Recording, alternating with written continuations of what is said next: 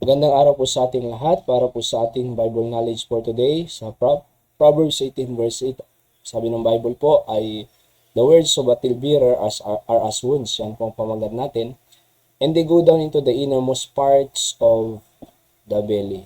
Yung word po na talebearer dyan galing sa Greek Hebrew word na nirgan po. Sabihin niyan ay slanderer or whisperer. Sa Tagalog po ay chismoso, chismosa. Alright? So, ang sabi ng Bible, are as wounds. Galing naman po yan sa Hebrew word na laham, yung wounds, ang ibig sabihin to burn in. So, sa loob yung sugat. Sa loob. Kaya nga po ang salita ay hindi yung physical ang sinasaktan niya, kundi yung pinakaloob, yung inner man, yung kaluluwa, yung tao, yung buhay talaga. At least, yung katawan po, pag sinugatan mo yan after 1 week or 2 weeks, magaling na yan eh. Pero ang salita po ng talebearer, hindi po yan mawawala sa kanyang yung sakit. Ano po? Yung kanyang sakit na nadulot niyan. At habang buhay niya po yan ititake. Bakit? Ang sinugatan niya ay yung loob eh. Yung inner burn. Ano po? Burn to burn in. So, kaya mag-ingat po tayo ho sa sinasabi natin, yung words natin sa ating pong pamilya, sa ating asawa, sa ating mga anak, upang sa ganun ay talagang makahil, hindi makasugat, di ba? And of course, yung mga nagchichismis, kahit hindi pa kumpirmado, kinakalat na nila yan, talagang nakakasakit po yun eh. Di ba? Nagdudulot po ng wounds talaga yun sa tao. Imaginin mo na hindi pa namang konfirmado at kinakalat niya na yung fake news. Nakakasakit talaga.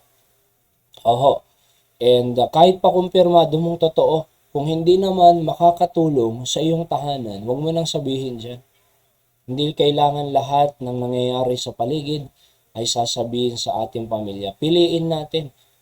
Yung healthy conversation, yung healthy na usapan sa ating tahanan na talagang magbibigay ng magandang spirit sa kanila.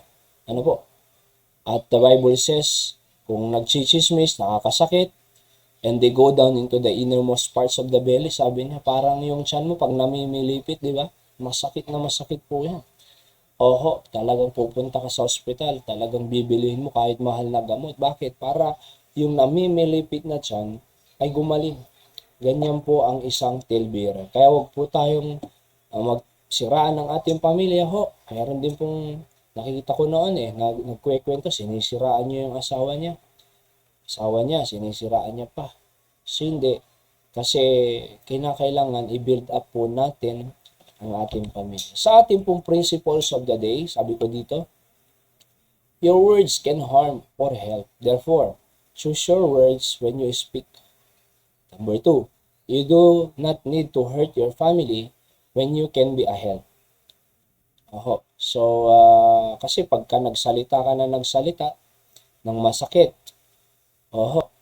kahit magsabihin mong magkasundo kayo, pero yung sinabi mo hindi na yan po yung mawawala. So, choose your word. Instead na maka-hurt, bilhin mo yung makaka-help. Instead maka-harm, yung makahelp. Alright? So God bless po. Magandang araw po sa ating lahat.